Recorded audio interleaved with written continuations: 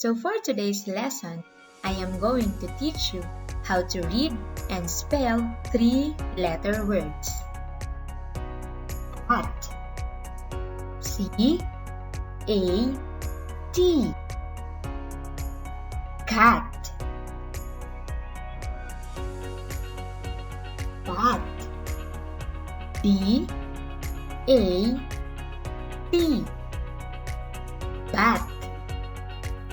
What do you think is the missing letter? Is it letter B? Let us check.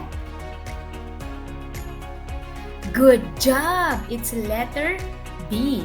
So the word is bat. Let's have the next one. Can you tell me the missing letter? Is it letter H? Let us check. Very good. So let us read the word now. It is hat.